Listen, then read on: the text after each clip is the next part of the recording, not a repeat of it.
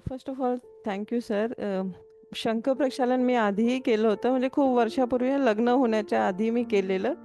पण खूप गॅप झाला आता त्याच्यात. पण हे आता मी ठरवलेलं, जेव्हा मेसेज आला ना तुमचा आणि काल आपला कॉल झाला, त्याच्यानंतर ठरवलेलं की मला ही क्रिया करायची आहे म्हणजे करायचीच. आणि मी सोरायसिसची पेशंट आहे.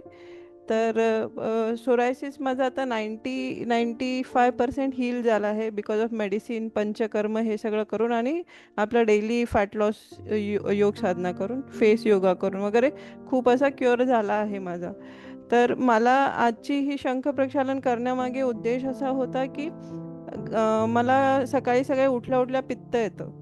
तर मला हे पूर्णपणे घालवायचं होतं. तर मी असं वाचलेलं होतं की पूर्ण बॉडी डिटॉक्स झाली, क्लीन झाली, तर हे सगळे जातील. म्हणून हा उद्देश माझा असा होता की मी ही क्रिया आज करणार. आणि सकाळी रात्री तयारी करून ठेवली. सकाळी मी तयार होते, पण कसं 5व्या ग्लास नंतर मला उलटी झाली, 9व्या ग्लास नंतर उलटी झाली, 6व्या ग्लासला मोशन झालं, फर्स्ट मोशन, आणि नंतर मग सेकंड थर्ड असं प्रेशर येतं. पण थकवा इतका आला की मी एनर्जीच नव्हती माझ्यात. म्हणून मी शवासन करायला घेतलं. आणि त्याच्यानंतरही 1 तास झाल्यानंतर मला अनइझीनेस भरपूर वाटत होता. तर मग मी वॉटर एनिमा घेतला.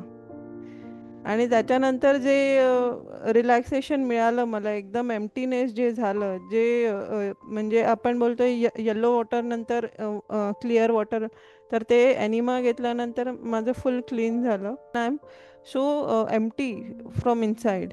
अशी भावना आली की म्हणजे खूपच रिकामं झालंय पोट, असं वाटायला लागलं की काहीच नाहीये.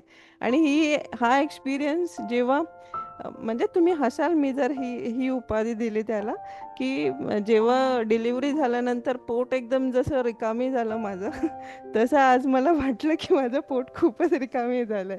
म्हणजे ही मला अक्षरशः ही फिलिंग आली. आणि खूप छान वाटतंय सर, हलकं वाटतंय.